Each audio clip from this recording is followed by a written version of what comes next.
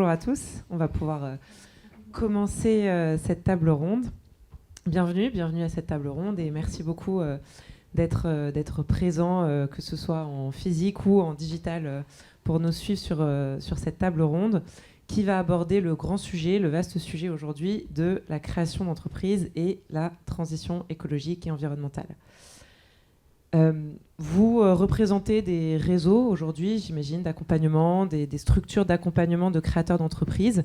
Et j'imagine également que vous avez à cœur, aujourd'hui, vu que c'est une urgence qu'on reconnaît tous, vous avez à cœur d'intégrer et de faire intégrer aux créateurs d'entreprises et à tout l'ensemble du processus de création les enjeux climatiques ou les enjeux de transition pour les entreprises qui sont déjà un peu créées. Donc nous, chez BPI France, donc je me présente, je m'appelle Constance Le Gallais, je travaille chez BPI France à la direction du plan climat et on partage complètement cette envie et ce besoin de mettre les entreprises en transition et notamment de faire intégrer aux créateurs d'entreprises les sujets climatiques et de transition dès même la réflexion qu'ils ont, les premières réflexions qu'ils ont sur la création de leurs entreprises. Donc deux petits mots avant de présenter ce panel de la table ronde sur le BPI France et le plan climat, qui explique un petit peu aussi pourquoi on est là aujourd'hui et pourquoi j'anime cette table ronde. Donc chez BPI France, on a structuré en fait la stratégie BPI France Banque du Climat il y a à peu près 1 an et demi, qui est une stratégie vraiment de transformation complète de notre entreprise, finalement de notre banque, pour devenir la banque du climat. Pour nous, ça s'est posé vraiment comme une question quasi existentielle. En fait, il y a l'urgence climatique que plus personne ne remet en cause aujourd'hui, qui nous ont poussé déjà à nous interroger sur notre rôle en tant que banque de place aujourd'hui pour agir en ce sens, pour lutter contre le dérèglement climatique. Et au-delà, en fait, de la question de se dire il faut sauver le monde, entre guillemets, se pose la question réellement aujourd'hui de la survie des entreprises qui ne se mettent pas en transition. Donc, qui dit survie des entreprises qui ne se mettent pas en transition, dit aussi risque pour BPI France, puisqu'on est une banque également, et donc on a aussi ces intérêts-là. Donc, nous, on a créé ce plan climat pour l'ensemble de ces raisons, pour pousser les entreprises, quel que soit leur stade de développement, et notamment le stade de la création, à intégrer ces enjeux dans leur réflexion et dans leur stratégie, vraiment au cœur de leur stratégie. On pense que c'est une question de survie, mais c'est aussi et surtout de plus en plus une question d'opportunité. Donc aujourd'hui, le climat, on voit ça comme un sujet qui va nous arriver et presque qui va nous tomber dessus. Mais nous, on est aussi persuadés que c'est une source d'opportunité pour les entreprises, pour la France aussi, mais pour les entreprises, pour être plus compétitives, pour s'armer dès maintenant et prendre ce tournant dès maintenant pour être plus compétitives, gagner des marchés et répondre aux enjeux climatiques, aux enjeux de changement des consommateurs, aux enjeux de changement des grands donneurs d'ordre. Du coup, sur la création, ça prend tout son sens, puisque c'est ce que je disais, dès le moment de la création, il est important, d'autant plus aujourd'hui, de s'interroger sur cette question et dès aujourd'hui, pour cette question de survie économique aussi, s'interroger sur comment on intègre les enjeux climatiques dans la création d'entreprises. Après cette petite introduction, je vais laisser en fait les intervenants se présenter rapidement pour vous expliquer un petit peu qui nous avons aujourd'hui et quelles sont les expertises qui vont s'exprimer devant vous. Allez-y, on va faire dans cet ordre. Bonjour, moi Patricia L'Excellent, je suis déléguée générale du réseau Initiative France, qui est un réseau donc très ancré sur les territoires avec 210 associations locales, 1000 salariés et 21 000 bénévoles. Bonjour à tous, donc moi je m'appelle Antoine Join, je suis directeur au sein du cabinet de conseil Utopie, qui est un cabinet de conseil en RSE et développement durable. Et moi j'anime en particulier expertise sur les stratégies climatiques. Bonjour, moi je suis Maëva Bessis, je suis directrice générale de La Caserne. C'est un espace de 4000 m² dans le 10e arrondissement qui se positionne comme un accélérateur de transition écologique pour la filière mode et luxe. Bonjour, je suis Marlène Farc, je suis directrice conseil et investissement chez France Active, donc un réseau de 35 associations territoriales sur toute la France. Merci beaucoup. Juste sur les modalités entre guillemets de la table ronde, donc nous on va échanger et enrichir les visions de tous pendant une quarantaine de minutes. Après on prendra un petit temps aussi de questions-réponses. Et l'objectif ici, je pense qu'on est d'accord, c'est vraiment de faire aussi un état des lieux de l'existant et de collecter aussi les bonnes pratiques que chacun d'entre vous, en tout cas, et puis aussi d'entre vous, si vous voulez enrichir au moment des questions, avait sur le sujet de la création et de la transition. Alors, pour commencer, j'ai une première question pour Antoine. Vu le positionnement de votre cabinet, j'aurais souhaité avoir votre vision un peu sur, finalement, aujourd'hui, comment comment les créateurs d'entreprises intègrent ces enjeux de transition et quels outils aussi sont à leur disposition, quelles que soient les structures qui pourvoient ces outils. Ouais, alors c'est vrai que chez Utopie, on accompagne plus souvent des entreprises qui sont sorties de la phase de création. Et souvent, moi, j'ai ce retour de dirigeants qui ont créé une société il y a 10 ans et qui se posent maintenant les questions de leur impact sur le climat ou sur l'impact sur l'environnement. Et finalement, c'est vrai que c'est plus simple de se poser ces questions-là au début. C'est vrai que maintenant, on est plus enclin à se poser ces questions-là en 2021 plutôt qu'il y a 10 ans. Mais c'est plutôt la phase de création, pour moi, c'est le bon moment aussi pour se poser les questions sur son impact. Parce qu'après, c'est difficile de déconstruire les habitudes, de déconstruire les relations avec les fournisseurs, de revoir la conception de ses produits, etc. Donc la phase de création, c'est le bon moment. Après, les outils à disposition pour les entreprises en création, mais aussi pour celles qui sont sorties de cette phase-là, c'est bien sûr le bilan carbone. Donc c'est la méthodologie pour compter ses émissions de gaz à effet de serre. Donc ça, c'est intéressant de le faire même en phase de création, parce que ça permet d'abord de comprendre les concepts, d'identifier les données dont on va avoir besoin pour faire son bilan carbone, donc et de mettre en place le système de reporting interne et de suivi, de se poser les bonnes questions, de poser les bonnes questions à ses fournisseurs pour avoir les données et pour pouvoir les exploiter plus facilement après. Donc ça, faire le bilan carbone déjà, c'est bien, même en phase prospective finalement, parce que ça permet de préparer le système d'information et la gestion des données par la suite, quoi. Ensuite, il y a un outil qui peut être intéressant aussi, c'est la comptabilité climatique. C'est-à-dire si une entreprise se met dans une situation de s'imposer une taxe carbone interne, par exemple, comment est-ce que ça pourrait peser sur son PNL dans un horizon plus ou moins lointain si sur son marché ou sur son secteur, il y aurait une taxe carbone qui pourrait avoir un impact sur son PNL. Donc c'est intéressant aussi déjà d'intégrer ces notions-là. Après, il y a des outils plus spécifiques. Certains secteurs vont proposer aussi des grilles d'analyse d'impact, des grilles d'analyse sur mesure. Vous en aurez aussi probablement à exposer. Il y a des labels aussi. Donc là, on est peut-être un peu moins sur le climat, mais sur des enjeux plus globaux, comme je pense à Bicorp, par exemple, qui est un label qui permet de questionner son entreprise à travers 200 questions. Ça peut s'utiliser aussi en phase de création.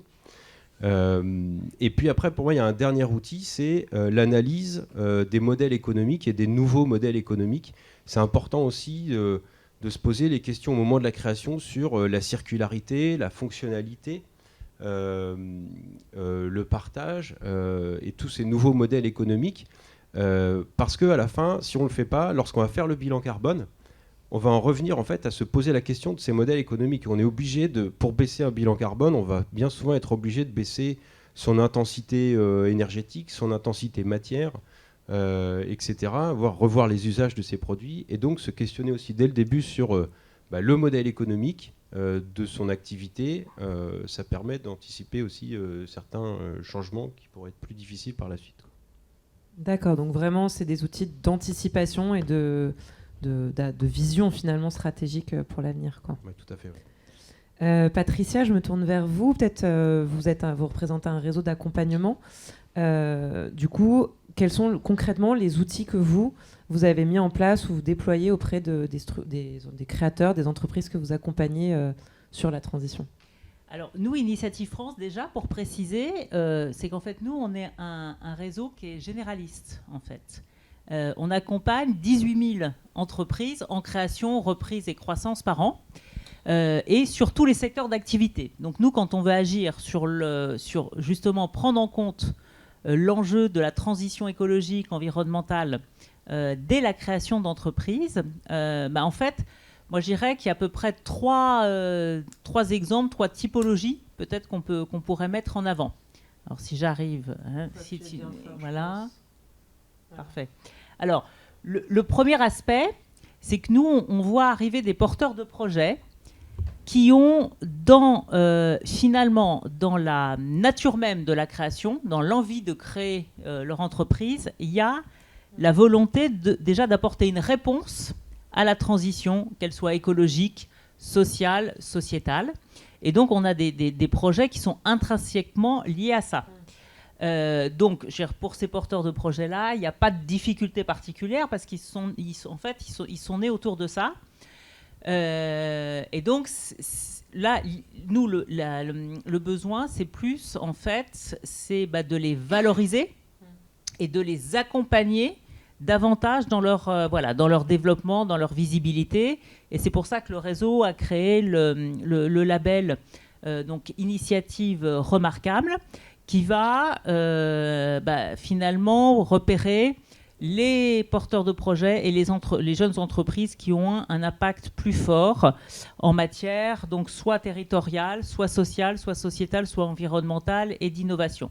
Donc c'est déjà en fait un peu une porte d'entrée de distinction qui va faciliter ensuite leur développement et la visibilité. Deuxième, ce qui représente quand même la majorité des entreprises que l'on a, en fait c'est des entreprises très classiques. Voilà, merci beaucoup. Des entreprises classiques, mais sur lesquelles on va attirer au moment de leur création, en fait, l'attention sur les différents impacts qu'elles peuvent avoir. Et alors, je vais vous dévoiler un petit scoop. En fait, là, la dernière enquête entrepreneur que l'on va dévoiler le 7 décembre, en fait, sur les entrepreneurs qu'on a accompagnés en 2020 et 2021, donc y compris sur des activités extrêmement classiques, des boulangers, des commerces, etc., il y en a 70% d'entre eux qui ont pris en compte l'impact environnemental au moment de la création. Donc, ce qui veut dire que c'est un mouvement qui est extrêmement prégnant aujourd'hui. Et donc, ce qu'il faut, c'est qu'on arrive, nous, à les équiper, à poser les bonnes questions au moment de la création. Et donc, il y a un travail qui a été fait avec l'ADEME, parce qu'il n'y avait pas d'outils qui existaient pour les toutes petites entreprises et qui n'étaient pas liés à une filière ou à un secteur particulier. Et donc, on a identifié les questions clés à se poser au moment de la création. Ça va être sur l'utilisation de la matière, ça va être sur la logistique, sur le transport amont, sur le transport aval, sur le cycle de production, sur l'utilisation. Que se passe-t-il en fin de vie ? Et en fait, c'est quelques questions clés qui vont être posées. Donc, soit déjà, il y a une partie de la réponse, ou en tout cas, c'est là une petite graine en fait, qui germe lors de la création de l'entreprise. Et l'idée ensuite, c'est d'avoir des formations avec l'ADEME, avec d'autres partenaires éventuellement, de nos bénévoles, de nos salariés, pour accompagner l'entreprise au moment de sa création et sur sa durée de vie. Et puis peut-être un troisième axe, là c'est d'autres aspects, c'est de dire aussi en tant que réseau, nous, on peut aussi pousser certains curseurs, peut-être accompagner davantage un peu plus loin certains projets d'entreprise. Et nous, le métier du réseau Initiative, c'est de l'accompagnement et un financement en prêt d'honneur qui va ensuite faire l'effet de levier auprès des banques. Et donc, l'idée, on a des fonds dédiés qui permettent d'accompagner plus spécifiquement, on en a créé un récemment en Île-de-France, mais c'est à caractère national, mais c'est une plateforme d'Île-de-France qui l'a poussé sur un fonds fluvial, parce que comme c'est un transport extrêmement responsable, l'idée c'était de dire comment est-ce qu'on peut favoriser ce type de transport et aider davantage les porteurs de projets. Donc là, on a un ticket qui est quand même plus fort, puisqu'en général, le prêt donneur moyen, c'est plutôt 10 000 euros. Là, sur un fonds fluvial, ça permet d'aller un cran au-delà. Et puis, on a aujourd'hui 6 fonds régionaux dans le domaine agricole, là, qui vont intervenir sur les nouveaux modèles en fait, d'agriculture, sur la transition, sur les circuits courts, sur les reconversions. C'est-à-dire c'est des projets qui ne vont pas forcément trouver leur financement dans le circuit agricole classique. Et du coup, là, on est là pour les aider à porter et à pousser un cran plus loin ces développements. Donc voilà, l'idée c'est de se dire on peut partager ce type d'outils et de moyens avec d'autres réseaux. Et nous, on a un véritable enjeu, c'est qu'on a vraiment besoin, si on veut accompagner les porteurs de projets, c'est aussi de pouvoir davantage former nos bénévoles, parce que 20 000 bénévoles sur tous les territoires.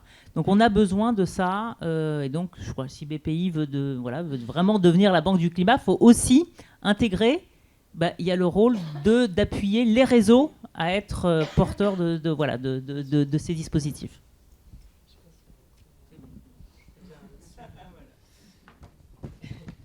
Merci beaucoup. Non, mais je trouve ça très intéressant, le deuxième outil notamment, parce que ça répond à la problématique Antoine, dont vous parliez, que les entreprises, si elles n'intègrent pas ces sujets dès le début, en fait, que plutôt l'intégration de ces sujets dès le début font qu'ensuite, c'est un cercle vertueux. Et nous, chez BPI France, on avait mené une enquête il y a 1 an et demi, au travers de BPI France Le Lab, qui est un peu le think tank de BPI France, auprès de PME et de TI, pour le coup, bien installés. Et je crois que le chiffre, c'était 80% des dirigeants et dirigeantes déclaraient reconnaître que les enjeux du climat étaient relevés d'une urgence et qu'il fallait agir. Mais seulement 20% avaient mis en place des actions parce qu'elles ne savaient pas comment faire. Et effectivement, du coup, on arrive à ce moment-là que vous décriviez, Antoine, où c'est pas que c'est trop tard parce qu'on peut toujours s'y mettre maintenant, mais l'intégration par ce type d'outils, le petit questionnaire, par exemple, dont vous parliez, permet de l'intégrer dès le début et d'éviter ce gap 80-20. Et par rapport au premier outil, sur les entreprises qui ont déjà intrinsèquement intégré ces sujets-là, du coup, je voulais rebondir en interrogeant Marlène, puisque vous représentez un réseau de ESS, en tout cas d'accompagnement des entreprises de l'économie sociale et solidaire. Donc, a priori, on pourrait croire, et vous allez nous le dire ou pas, que quasiment toutes ces entreprises ont déjà intrinsèquement intégré les enjeux de transition climatique dans leur structuration, dans leur création. Et du coup, on voulait un peu avoir votre analyse là-dessus, votre vision, et aussi éventuellement des outils complémentaires pour les accompagner à aller plus loin, pour donner quelques exemples concrets. Oui, alors en effet, France Active, on soutient la création d'entreprises de l'économie sociale et solidaire, mais pas que. Et on a construit notre offre pour avoir un accompagnement en financement, conseil et connexion qui s'accentue et qui s'accélère en fonction de l'engagement. Donc finalement, la première étape pour nous, c'est on utilise un révélateur de l'engagement que l'on a construit qui s'articule autour de 5 piliers. L'emploi, le social, les territoires, l'environnement,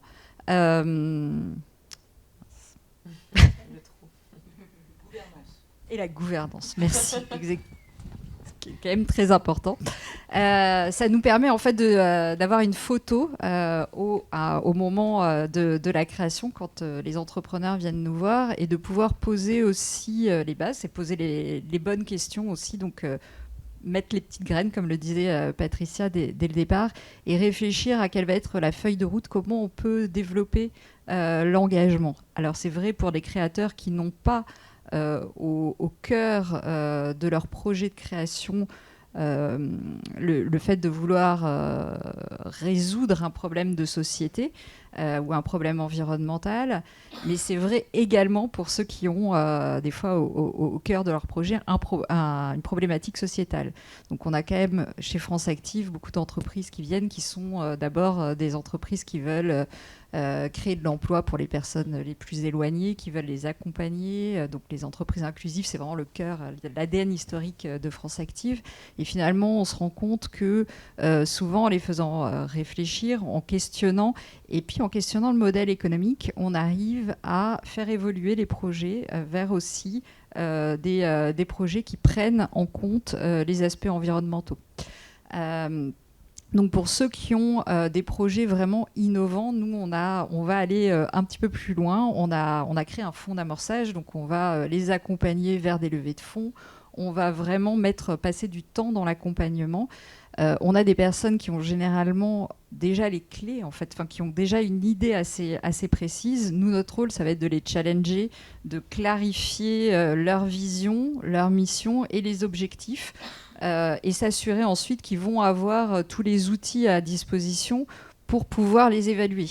Pour pouvoir les évaluer pour eux, pour avoir les bons outils de pilotage à la fois financiers, mais également sur leur impact social et environnemental, pour pouvoir piloter, pour pouvoir bien piloter quand ils vont devoir éventuellement pivoter aussi dans leur modèle économique, s'assurer qu'ils ne vont pas faire un changement qui va être au détriment de leur impact. Donc avoir la capacité de mesurer cela. Et ça devient quelque chose qui est maintenant essentiel aussi pour les investisseurs à impact comme nous. Il faut pouvoir démontrer l'impact réel du projet et avoir des objectifs tangibles. Voilà. Donc nous, on va dire qu'on va aider aussi à clarifier, à questionner le modèle pour essayer de faire en sorte que le modèle économique, les financements qu'ils vont trouver vont leur permettre d'atteindre leur objectif. Ok. Et est-ce que sur la question du business model durable, enfin je sais pas comment, ou le business model climat dont vous avez aussi parlé, est-ce que vous pourriez donner peut-être des exemples un peu plus concrets, ou en tout cas expliquer un petit peu plus en quoi ça peut consister? Enfin moi, si demain je monte une entreprise, quelles questions je dois me poser pour me dire, bah là, mon business model, il est climat ou pas climat? Je vais peut-être donner un exemple concret d'une entreprise qui est venue vers nous dans le cadre de notre fonds d'amorçage. Sa problématique première, c'était de former et trouver de l'emploi pour des personnes en situation de handicap très lourd, handicap mental, par le biais de la cuisine. Donc, déjà, on va dire un enjeu fort et un challenge pas forcément évident. Mais en discutant, en réfléchissant à la problématique et du coup à la question de quelle cuisine on fait, quels aliments, quelles sont les sources d'approvisionnement. On va réfléchir à comment, avec qui on peut le mettre en connexion pour s'approvisionner via des circuits courts. Comment on fait pour que, dans l'équation d'arriver à trouver un prix aussi juste et abordable, on arrive à trouver des fournisseurs qui permettent cela. Et dans ce cas précis, il en est arrivé à la conclusion qu'il a ajouté, on va dire, un objectif en plus dans son projet, puisqu'il s'approvisionne auprès d'invendus de producteurs en Île-de-France. Donc c'est des légumes qui auraient fini à la poubelle et qui du coup font baisser son coût d'achat et en même temps ont un impact positif d'un point de vue environnemental. Ouais, je veux bien compléter un tout petit peu. Je ne sais pas si le business model climatique existe vraiment ou s'il a été vraiment bien théorisé, mais je pense que c'est plutôt la résultante des nouveaux modèles économiques, des modèles économiques plus locaux, plus circulaires, moins intensifs, moins extractifs. Et finalement, c'est la résultante de tout ça qui va faire qu'on aura plus ou moins d'émissions de gaz à effet de serre pour produire ces produits et ces services. Et à côté de ça, je pense qu'il y a une comptabilité carbone. Globalement, il y a deux comptabilités carbone. Il y a celle des émissions qui sont générées par mon activité et il y a les émissions évitées par mes produits et services, quoi. Et donc ça aussi, ça doit rentrer en compte dans le modèle économique climatique, s'il existe. C'est d'être capable de mesurer, et c'est pas toujours facile, c'est voire même souvent compliqué, les émissions évitées par son produit, quoi. Et donc ça, c'est intéressant aussi de le prendre en compte dans son modèle économique, quoi. Et si moi je peux rebondir aussi sur cette question très intéressante, si j'étais entrepreneur, aujourd'hui jeune entrepreneur, je pense que ma première réflexion serait de me dire où se trouvent les déchets aujourd'hui actuellement autour de moi et comment je fais pour les transformer soit en ressources, soit proposer un service qui permette le traitement de ces déchets, puisqu'on est encore beaucoup de choses à faire à ce niveau-là aujourd'hui. Je pense notamment à une boîte qui cartonne qui s'appelle Les Alchimistes et qui propose aux restaurateurs de venir récupérer tous les biodéchets en vélo et les traite aux portes de Paris. Je pense qu'il y a plein de belles histoires à écrire comme ça. Oui, et dont nous sommes aussi actionnaires. Et du coup, magnifique. On a aussi, nous, ce qu'on essaye de faire aussi, c'est que dans ces cas-là, ils sont aussi ils créent des emplois non délocalisables, des nouveaux emplois où on revalorise l'emploi du traitement du déchet. Et donc, c'est aussi des questions très importantes où on essaye toujours d'avoir le bon juste milieu, de bien réfléchir aux deux sujets en même temps et l'impact sur les territoires aussi, puisque c'est un sujet important pour toutes les collectivités. Donc oui, donc aussi finalement pas tout, mais beaucoup de choses partent aussi du bilan carbone à faire dès le début, enfin s'interroger dessus et les analyses cycle de vie aussi des produits qui sont liés. Du coup, Maëva, on peut peut-être continuer avec vous pour aller un cran plus loin encore dans l'exemple et le concret. Du coup, vous êtes à la tête d'un incubateur mode et luxe, mode et luxe, plutôt orienté durable. On sait que le textile, l'industrie du textile, du vêtement, c'est un secteur très émissif aujourd'hui, un des plus émissifs. Est-ce que du coup, vous pouvez nous expliquer un peu ce que vous faites au sein de l'incubateur et pareil, quels sont les outils, les dispositifs que vous proposez pour aux incubés pour aller plus loin dans cette réflexion et être vertueux? Bien sûr. Alors, nous, notre volonté, c'est effectivement d'accompagner la transition de cette filière mode et luxe. Très concrètement, on a un bâtiment du coup de 4000 m² qui est l'une des plus vieilles casernes de pompiers de Paris. Et dans ce bâtiment, on accueille 40 marques qui sont en résidence pendant 3 ans. Elles ont leurs ateliers, leurs bureaux, leurs showrooms. Et pendant ces 3 années, elles ont accès à de la formation qui est vraiment clé pour faire avancer les choses, puisqu'on se rend compte que c'est des sujets qui sont partout, mais finalement, très concrètement, comment les collaborateurs s'emparent de ces sujets et au quotidien en font une priorité, c'est via la formation et le savoir. La deuxième chose qu'on leur apporte, ce sont des outils, vous en avez déjà énuméré beaucoup, mais nous, on a des outils qui sont vraiment spécifiques à cette filière. Je prends l'exemple du showroom de matières premières responsables, par exemple.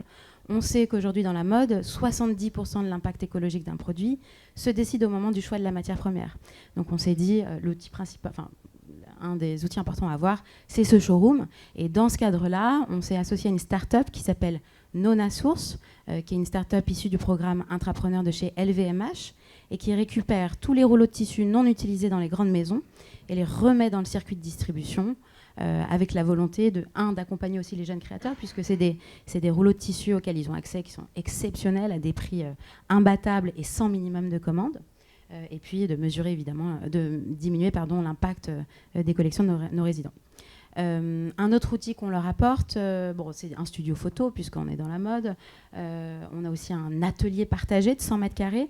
Pourquoi c'est important? Parce que le cœur aussi du projet de la caserne, c'est que collectivement, ces marques-là vont se serrer les coudes et s'embarquer dans cette aventure ensemble. Donc le fait d'avoir un atelier de 100 m² où ils se retrouvent presque quotidiennement tous ensemble, partagent leurs problématiques, c'était aussi un point important pour nous. On a aussi un Fab Lab un peu plus technique. Donc là, c'est opéré par l'IFTH, l'Institut français du textile et de l'habillement. Et on a fait le choix d'y mettre 2 parties bien distinctes. Une partie où on prototype en 3D les vêtements, ce qui permet de limiter les allers-retours avec les ateliers et puis aussi d'accéder à un nouveau marché qui est le marché des vêtements digitaux. Et la deuxième partie dans ce Fab Lab, c'est un labo test de durabilité produit.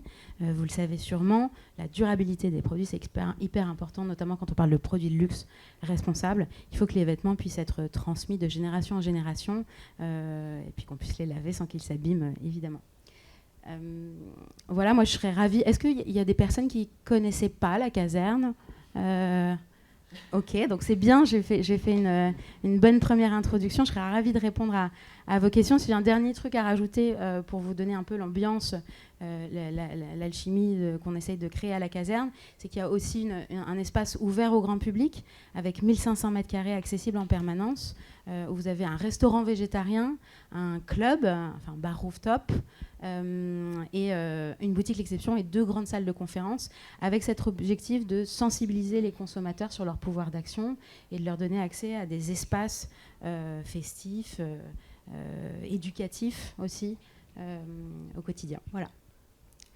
Et du coup, la typologie des entrepreneurs, c'est plutôt des artisans, justement, ou il y a aussi des grandes, plus ou moins grandes marques qui sont dans l'incubateur et qui viennent avec cette démarche. On a fait le choix de faire le grand écart, vraiment, entre le positionnement des marques, avec cette idée que la transition écologique, ça concerne toutes les entreprises, toutes les tailles d'entreprises. On a donc par exemple Benjamin Benmoyal qui défile en Fashion Week et au calendrier, qui lui fabrique ses propres tissus à base de bandes VHS associées à d'autres fils. Et on a aussi le Slip français, qui lui est une boîte qui fait plusieurs dizaines de millions d'euros aujourd'hui et qui est aussi très engagé sur la transition écologique, notamment au niveau de son choix d'atelier français. Mais aussi de ses matières premières. Ils sont par exemple les premiers à avoir fait des slips en lin, ce qui peut paraître assez audacieux au début, mais ça cartonne. Donc on est très content de les avoir.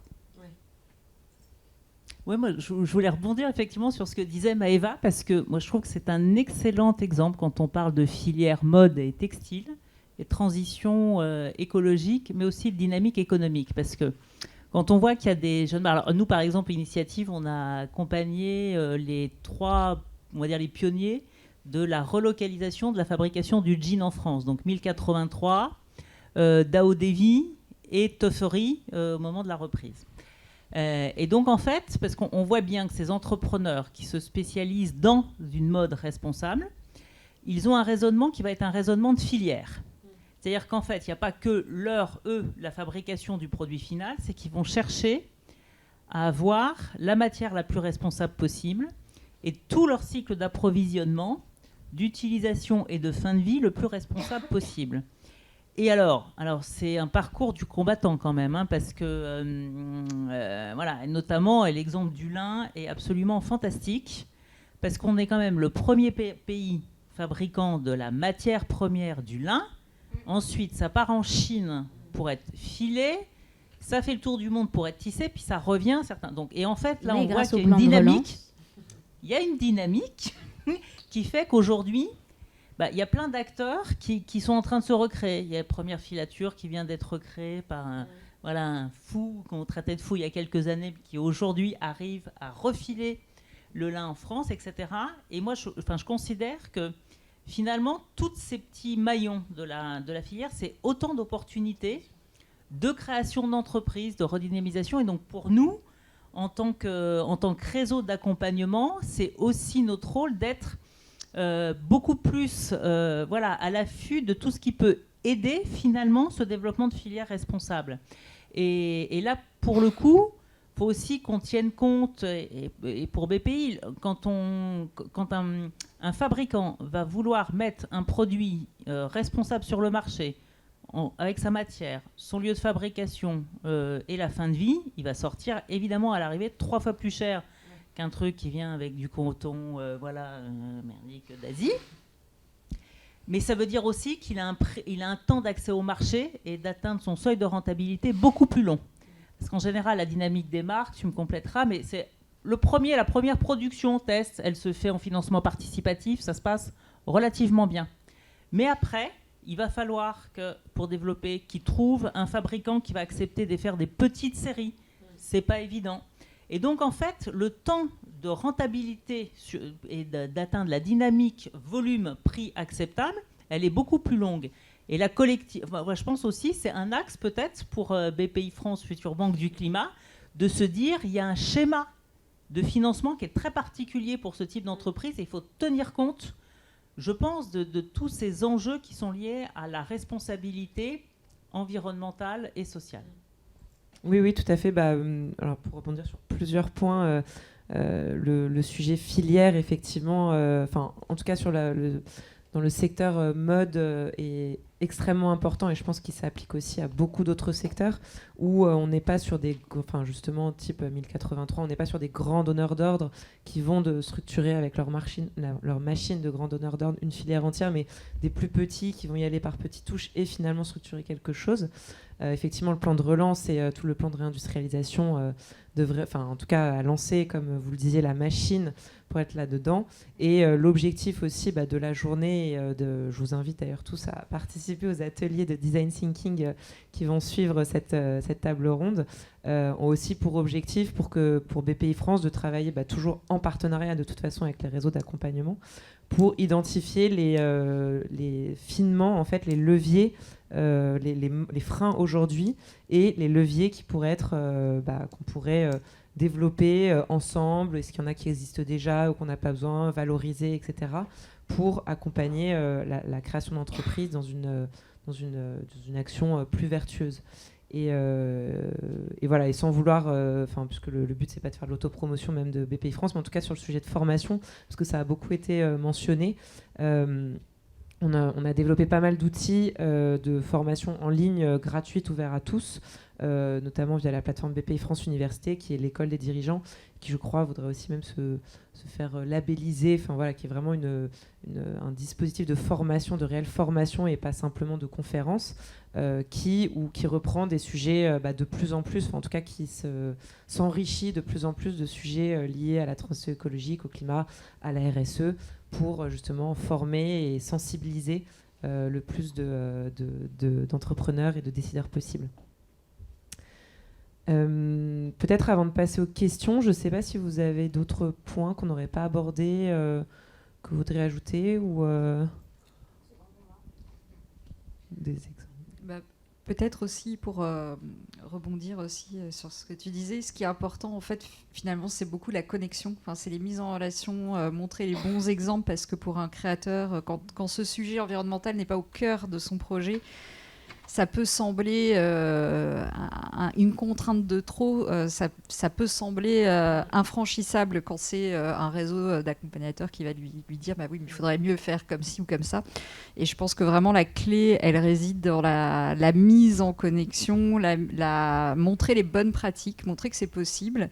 Et ça, c'est en mettant les entrepreneurs entre eux que ça peut émerger. On peut aussi créer des business, parce que voilà, on va se dire, on va peut-être recréer une étape. Nous, on est peut-être capable d'internaliser une partie de la chaîne de production, et ça peut redévelopper du business. Donc, je pense que tout est vraiment là-dedans. Donc, nous... plus qu'un outil type, ce qu'on essaye de travailler, c'est de faire sortir justement de tout ce mouvement des entrepreneurs qu'on a, des fiches de bonnes pratiques. Alors, c'est quelque chose qu'on pourrait aussi, je pense, mutualiser entre tous les réseaux, parce que chacun a sa petite expérience dont il peut faire bénéficier d'autres entrepreneurs. Oui, je pense effectivement, les outils de partage, de knowledge management en bon français, sont... alors c'est toujours des grands sujets à l'intérieur des entreprises, pour tout le monde, mais effectivement structurer ça, je pense que ce serait extrêmement enrichissant et si la situation nous le permet, reprendre effectivement le physique qui quand même permet beaucoup plus de connexion, quoi qu'on en dise. On serait ravis de monter un partenariat avec vous en tout cas. Oui, moi je pense qu'il y a un véritable enjeu d'avoir une véritable boîte à outils en fait à disposition des réseaux. Parce que nous on a un guide. Je pense qu'il y a plein d'autres trucs. Je pense sur l'analyse de l'impact, il n'y a pas forcément la mesure d'impact. Je suis pas sûre qu'il y ait encore beaucoup de choses qui soient très adaptées sur des petites entreprises à la création. Donc je pense que là il y a peut-être quelque chose à mettre en place et à partager. Et puis, moi je redis, donc c'est boîte à outils et formation pour l'ensemble des réseaux, de manière à bien les déployer. Il y a une plateforme qui s'appelle impact.gouv qui est assez bien faite pour mesurer l'impact d'une entreprise, peu importe sa taille. C'est sorti récemment, mais c'est plutôt bien. Oui, et ça rejoint ce que Antoine vous disiez, que ce calcul des émissions CO2 évitées, là en tout cas, si je reprends dans la mesure d'impact l'aspect émissions CO2 évitées, c'est des sujets aujourd'hui qui sont en cours aussi de réflexion, un peu par... nous on le voit aussi avec toutes les banques de la place, tout le monde réfléchit, il n'y a pas encore de méthode complètement 100% actée comme le bilan carbone aujourd'hui, quoi. Mais du coup, on y vient. C'est vrai, il y a beaucoup de référentiels qui existent, comme celui que tu as cité sur la plateforme impact.gouv, qui donnent des exemples d'indicateurs pour les entreprises, indicateurs extra-financiers. Donc il y a celui-là, il y a beaucoup de labels qui existent. Et c'est vrai qu'aujourd'hui, il n'y a peut-être pas forcément de choses très unifiées. Je ne pense pas qu'un jour, non plus, ça sera forcément très unifié. Mais c'est pas très grave, parce que finalement, l'objectif d'avoir une mesure d'impact, c'est aussi de comprendre où sont ces impacts et donc de pouvoir les réduire. Donc finalement, c'est un outil de formation en interne, c'est une méthode. C'est vrai que ce serait bien si on avait un référentiel qui soit tous le même, mais faut être honnête, ça n'arrivera pas, à moins que ce soit une obligation légale. Oui, mais c'est vrai que sur le bilan carbone, finalement, on y est arrivé. Enfin, il y a un référentiel quasiment unique et assez unifié aujourd'hui, donc c'est vrai que ça peut être des réflexions en tout cas. Après, il y a une notion sur laquelle je voulais revenir, c'est la force et l'importance des réseaux. Alors ça peut être les réseaux de financement, mais ça peut aussi être les fédérations sectorielles, parce que ce qu'on a besoin aujourd'hui, c'est d'un changement systémique et d'un changement d'échelle. Et les réseaux sont capables d'embarquer plusieurs entreprises d'un coup dans une action collective et d'entamer des réflexions au niveau de la filière, amont ou aval, et au niveau du territoire aussi. Et ça, c'est super important. Et moi, je vois chez Utopie qu'on est de plus en plus sollicité par des fédérations professionnelles, des réseaux, des banques traditionnelles aussi, qui veulent lancer ces dynamiques collectives-là. Et c'est de ça dont on a besoin aujourd'hui. Il y a de l'intérêt à accompagner une entreprise individuellement, mais ce qu'on cherche surtout, c'est un changement collectif et à l'échelle et systémique, quoi. Et je pense que c'est là où les réseaux ont un vrai rôle à jouer important. Je suis d'accord avec toi avec cette vision macro, mais si je peux me permettre de rajouter quelque chose, je pense que le changement individuel est aussi ce qui permettra au final, au global, de changer les choses, puisque en fait, embarquer vos collaborateurs dans ces transitions-là et que ce soit un sujet qui leur plaise et pas un sujet dans lequel ils n'ont pas envie d'aller, c'est finalement, je pense, la clé. Je ne sais pas si j'ai été très claire sur ce que je viens de dire. Si, non, mais c'est d'embarquer aussi tout le monde et qu'il faut y avoir un changement d'échelle dans cette réflexion pour construire des boîtes à outils, faire des kits climat, ce qui est un peu aussi l'objectif d'ailleurs que nous on s'est fixé avec vous, mais également que tout le monde finalement toute personne dans l'entreprise, dans chaque entreprise soit embarquée. Intéressé par ces sujets, et donc il ne faut pas en faire des sujets chiants, mais il faut en faire des sujets entraînants où les gens ont envie d'aller. Et c'est là, à mon avis, la secret sauce. Ouais, parce qu'on est tous salariés ou dirigeants ou consommateurs ou a priori ayant le droit de vote. Et donc c'est pour ça que c'est important aussi d'éduquer et de former et de sensibiliser de façon individuelle. Et un outil très puissant, pareil, je ne fais pas la pub parce que je ne participe pas, mais un outil, enfin je ne suis pas investisseur là-dedans, mais un outil très puissant pour ça, c'est la fresque du climat. Je ne sais pas si vous l'avez, je pense que vous la connaissez, vous l'avez mise en place. Je ne sais pas si tout le monde ici ou qui nous regarde l'a déjà utilisée. Et moi, je l'ai faite assez récemment en pensant moi-même que travaillant dans le sujet, le plan climat, que j'apprendrais pas forcément énormément et que ce serait un peu un jeu. Et finalement, j'ai trouvé que c'est un outil extrêmement puissant de pédagogie inversée où on apprend beaucoup sans avoir l'impression d'apprendre, tout en étant avec des collègues. Enfin, c'est vraiment un outil très très puissant et très intéressant justement pour sensibiliser tout le monde. Si j'avais une toute petite remarque à faire sur la fresque du climat, je trouve qu'il manque une brique solution. Oui, c'est ce que j'allais dire. Je suis un peu déprimée de cette fresque qui a duré 3 heures. Il faut enchaîner sur un petit atelier de solutions, c'est sûr. Mais il y a un nouvel atelier qu'ils ont sorti, un atelier d'automne, qui permet de justement réfléchir à des solutions. Mais en tout cas, ça permet d'embarquer sensibiliser sur l'importance du sujet, tout le monde. Il y en a un autre qu'on est en train de tester, là, si je ne me trompe pas, c'est ce qu'a fait la Fonda autour des 17 objectifs des ODD. Et c'est pareil, donc c'est un jeu, donc on est en train de voir, de tester, sinon dans le réseau, si on ne peut pas l'utiliser, parce que c'est aussi une dynamique collective qu'on peut tester. Peut-être qu'on va prendre des questions. Oui, alors je ne sais pas s'il y a quelqu'un pour... On peut parler assez fort. Le meilleur. Bon, François Gonnet, je représente le réseau Initiative sur la Dordogne. Le sujet que nous avons à traiter, c'est création et transition écologique. Alors, dans les réseaux, en tout cas celui que je connais le mieux, mais je pense que dans le réseau France Active, nous traitons de la création de très petites entreprises. Entreprises très majoritairement de moins de 10 salariés, et parfois des entreprises qui créent, des chefs d'entreprise qui créent leur emploi, qui ne veulent plus être salariés, et voire des entreprises de 2-3 salariés. Ce sont des femmes ou des hommes orchestres qui ont à régler les problèmes avec le banquier, avec les clients, les fournisseurs, et en plus être vertueux. Certains, comme Patricia l'a dit tout à l'heure, ont ataviquement la démarche écologique ancrée en eux, mais pas tous. La plupart ne sont pas opposés, d'ailleurs, à cette démarche-là. Ma part d'expérience sur la Dordogne et la Nouvelle-Aquitaine, où j'ai participé à la création d'un fonds dévolu à l'installation agricole, et on a la chance sur nos régions d'avoir beaucoup d'installations bio, ou pour le moins d'agriculture raisonnée. Donc déjà, il y a une démarche. Mais ils vous disent tous, et c'est quelques centaines de dossiers, là, c'est pas cette part d'expérience, ça coûte de l'argent avant que ça rapporte peut-être. Au-delà de la démarche et de l'état d'esprit du créateur. Alors, la question, et je rappelle que dans nos réseaux, quand on a du talent, des compétences, l'envie d'entreprendre, et qu'on n'a pas assez d'argent pour pouvoir entreprendre, on est là pour pallier à cette insuffisance. Bon.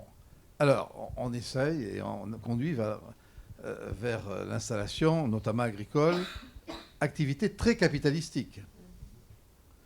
Et vous savez, par exemple, il y a des organismes vertueux, vous en faites partie, vous contre-garantissez les prêts agricoles, d'autres vont le devenir, comme BPI, je ne doute pas que vous rentrez dans la contre-garantie agricole. C'est sûrement, vous allez pouvoir nous faire peut-être un scoop.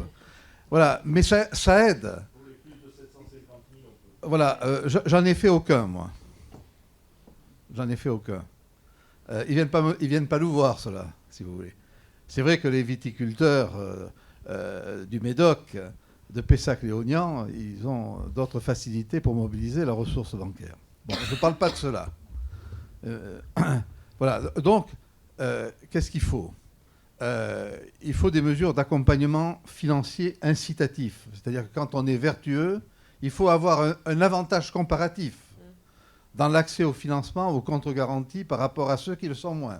Tout à fait d'accord. Comme ces gens-là n'ont pas de structure, le slip français, les leaders du jean, ils n'étaient pas leaders lorsqu'on les a eus, nous, au départ. Hein ? Bon, voilà, eux, ils ont des services maintenant. Ils peuvent se payer des services. Mais là, il nous faut des cabinets, peut-être le vôtre, monsieur, ou vos collègues, pour accompagner ces gens-là. Donc, c'est tout à une structuration territoriale que doit nous conduire, je dirais, le fait de rendre vertueux le thème que vous êtes en train de traiter. Merci, oui. Bonjour, moi je dirige une structure BGE en Bourgogne-Franche-Comté. Et en fait, on parle beaucoup de la force de l'exemple, de l'importance de mutualiser nos ressources pour les entrepreneurs. Et la question qui me vient, c'est comment nous, réseau, en tant que filière aussi, on pourrait s'appliquer tout ce qu'on vient de voir là comme moyen d'auto-formation et d'appropriation de tous ces outils. Parce que je ne pense pas dire trop de bêtises en affirmant qu'il n'y a pas beaucoup de structures associatives, que ce soit Initiative, France Active, BGE, ADI, etc., qui font leur bilan carbone, qui développent des modèles économiques peut-être un peu nouveaux, qui sensibilisent les collectivités aussi à évaluer des réponses à des marchés en fonction de l'impact environnemental, qui évaluent le coût carbone d'une réunion comme celle d'aujourd'hui, par exemple.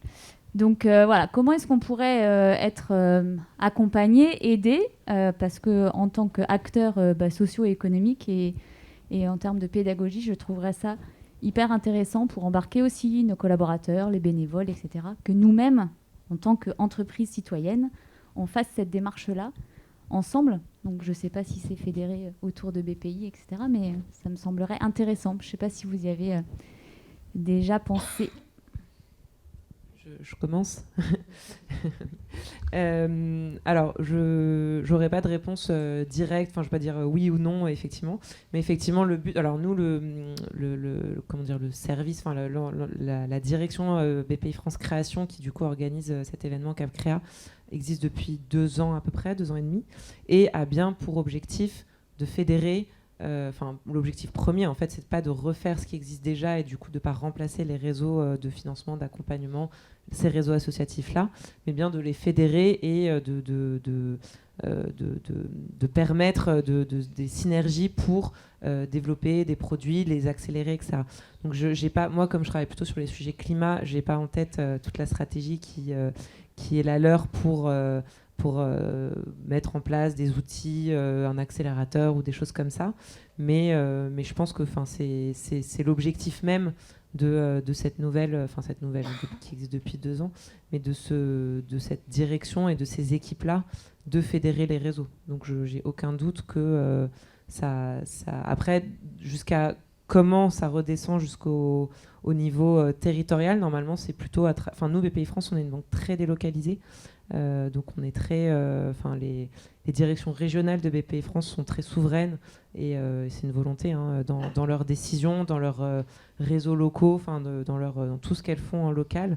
Et du coup, ça va plus, comme vous parlez de la Bourgogne-Franche-Comté, se passer à ce niveau-là et après remonter au niveau national pour tout ce qui est tête de réseau, je dirais. D'une manière générale, je le constate tout à fait, j'ai pas de souci avec ça. C'est vraiment la question sur la transition écologique, c'est de se poser nous la question de dire est-ce que d'un point de vue environnemental, on fait notre métier de la même manière qu'il y a 10 ans, il y a 15 ans, il y a 20 ans.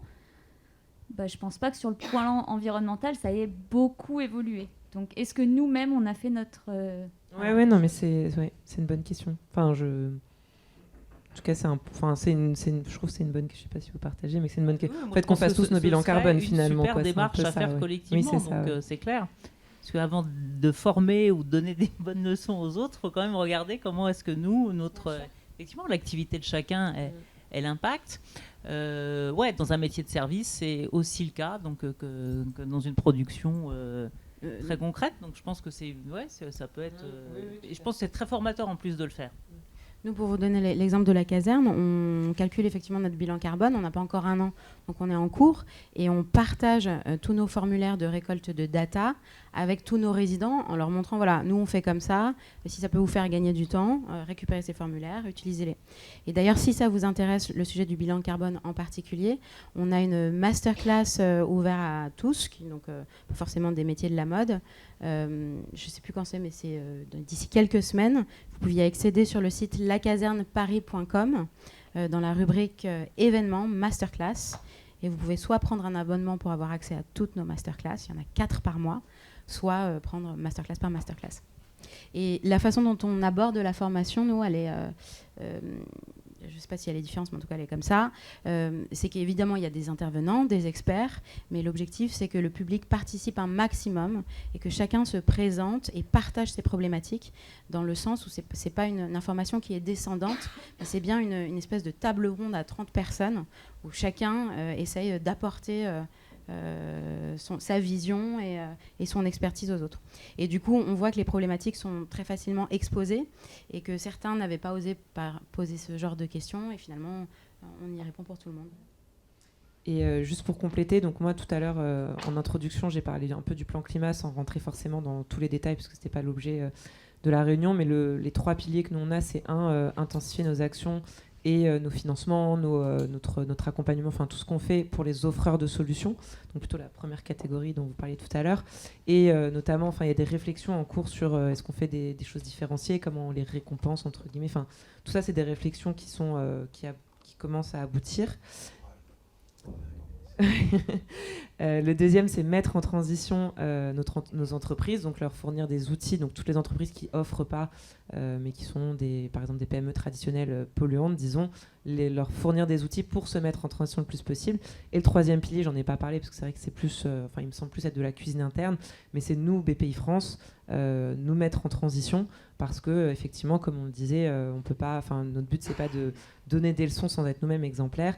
Du coup, on est en train de faire notre bilan carbone aussi, la 2e édition, je crois, et on a tout un chantier qui est beaucoup plus... c'est pas moi qui le pilote pour le coup, on est 3 dans l'équipe, c'est ma collègue, mais qui est un énorme chantier de nous mettre en transition sur tous les aspects de notre... tous les scopes, entre guillemets, de BPI France et de changer les machines à café jusqu'à revoir complètement notre politique d'achat. Donc effectivement, en tout cas, nous, c'est une démarche... et je pense que tout le monde, finalement, commence aujourd'hui à se mettre dans cette démarche-là. Et il peut y avoir des choses, comme vous le disiez, pour mutualiser un peu plus aussi les démarches ou les bonnes pratiques, les cabinets qui le font, enfin un peu tout ça, quoi.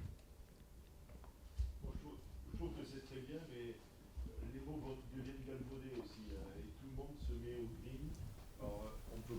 Alors, on parle de greenwashing, mais il faut faire attention, quoi. Parce qu'on peut passer à côté du sujet aussi, me semble-t-il, quoi. Nous, tous les concours qu'on fait, je suis RCE, moi, chez BPI France, donc on participe, on est jury de concours de création d'entreprise, et à chaque fois, on a un volet green ou entreprise à impact. Alors, on nous parle de circuit court, on nous parle de bio, et on a l'impression qu'on a solutionné le sujet, quoi. Mais en réalité, qu'est-ce qu'on en sait? Nous, on n'en sait rien, quoi, aujourd'hui. On n'a aucun élément factuel qui permette de savoir si l'entreprise qu'on a face à nous, elle a vraiment adapté son impact par rapport à l'environnement ou pas, quoi. Donc vivement qu'on ait des éléments. On parlait de bilan carbone, ça me fait plaisir. Moi, je suis banquier dans l'âme, donc je reviens à des choses carrées, quoi. Mais il va falloir qu'on revienne à des choses. À un moment, on parlait de scorecard. Je ne sais pas si ça vous dit quelque chose, mais aussi pour calculer tous les impacts, et pas que les impacts environnementaux de l'entreprise, mais qu'on ait quelque chose de factuel et de normé qui permettent. C'est pas en mettant 3 abeilles sur le toit d'une entreprise qu'on joue sa transition écologique, quoi. Je suis d'accord avec vous, mais je trouve que le fait que tout le monde parle de ce sujet, c'est finalement très bénéfique parce que vous voyez, on arrive finalement à tous savoir ce qu'est un bilan carbone. Bientôt, quand on achètera un produit, on aura en tête son équivalent CO2. Un t-shirt, c'est 15 kg de CO2. Un Paris-Rio, c'est 2,5 tonnes. Et je pense qu'on va tous avoir en tête ces équivalences très bientôt. Il y a un outil qui est super, qui s'appelle Carbon Fact, justement, et qui aujourd'hui est uniquement développé sur la chaussure. Mais je pense qu'ils vont aller très loin et qui permet de calculer avec des moyennes l'équivalent CO2 par produit. Carbon Fact. Ça, c'était plus pour souligner notre incompétence à gérer et à appréhender le sujet, quoi. C'est pas pour, je dis c'est très bien au niveau de la sensibilisation, il y a le travail de fond qui est fait, mais c'est que nous, on est incompétents quand on n'a pas les clés de lecture de ces... Il faut que cette sensibilisation soit suivie par de l'action, mais je pense que c'est de plus en plus le cas. Oui, de toute façon, on est dans la même maison, mais je partage qu'effectivement, nous, par exemple, sur le plan climat, ça, comme je l'ai dit, ça a démarré il y a un an et demi. Et du coup, toute cette dynamique de faire un bilan carbone aujourd'hui, c'est pas simple ni trivial pour personne. Donc, il y a déjà l'acculturation à ce que c'est, comme vous le disiez, le fait qu'on en parle, qu'on comprenne ce que ça veut dire, comment collecter les données. Enfin, c'est vraiment... on a l'urgence qui fait qu'on avance très vite, mais en même temps, on avance aussi... on ne peut pas du jour au lendemain... donner notre tonne CO2, notamment en tant que banque, et je pense que vous aussi en tant qu'accompagnateur, puisque votre scope 3 couvre beaucoup de monde, beaucoup de choses, et je pense qu'on est assez attentifs tous aujourd'hui, effectivement, au greenwashing et en tout cas à faire en sorte que c'est pas 3 abeilles sur un toit, effectivement, qui vont changer les choses, mais à vraiment après faire les choses petit à petit. Moi, je suis assez aussi partisane de partir de la masse et de faire remonter, tout en ayant aussi, dans l'autre sens, de faire redescendre. C'est aussi par la masse et par le fait qu'on en parle de plus en plus que ça va faire remonter aussi au niveau les plus élevés de la France, de l'Europe. Oui. Il y avait une autre question. Oui, alors c'est moins une question qu'une remarque et puis des éléments de réponse à des questions qui nous ont été posées. Donc je suis également RCE chez BPI France pour les Hauts-de-France.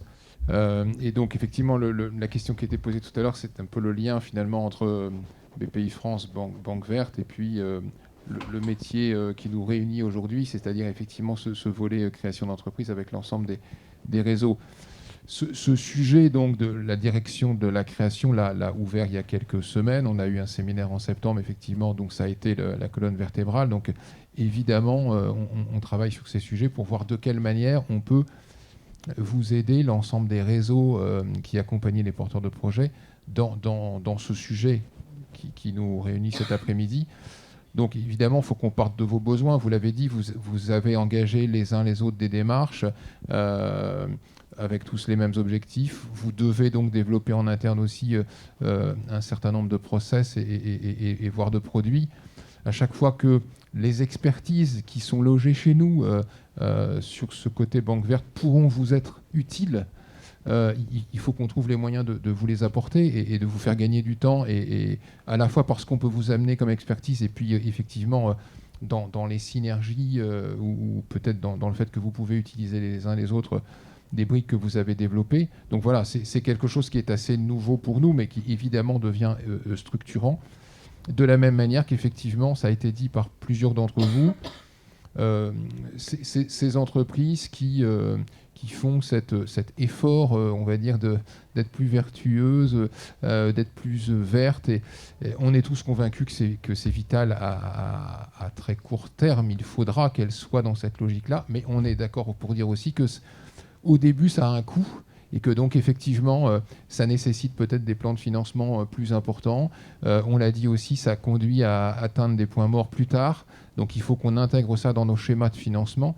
Et donc, ça fait partie aussi des pistes qu'on a posées comme pistes de travail en interne dans ce séminaire qu'on a eu fin septembre, de voir est-ce qu'il ne faut pas qu'on ait une déclinaison du PHCR vert, voilà, qui serait peut-être plus fort, plus solide, plus important, pour effectivement amener cette compensation, cette récompense. C'est pas une récompense, c'est une aide à la faisabilité, mais on s'entend bien. Enfin, ce bonus dans les financements qu'on est capable d'apporter à vos côtés sur ces projets-là. Donc tout ça, c'est des pistes de travail qu'on a ouvertes il y a très peu de temps, et on va avancer là-dessus avec vous dans les semaines et les mois qui viennent. Si je peux me permettre de rebondir, je pense qu'il y a aussi un sujet en tant que financeur qu'il faut qu'on intègre, c'est où on place le curseur entre rentabilité et impact, quand il y a vraiment de l'impact. Et c'est vrai que nous, on voit certains modèles qui sont compliqués, où les structures ont du mal à trouver des investisseurs qui veulent les soutenir, parce qu'il n'y a pas forcément la profondeur de marché. Alors quand on s'attaque à des problématiques de déchets, de biodéchets par exemple, le marché est énorme. Alors là, il n'y a pas de problème, on comprend.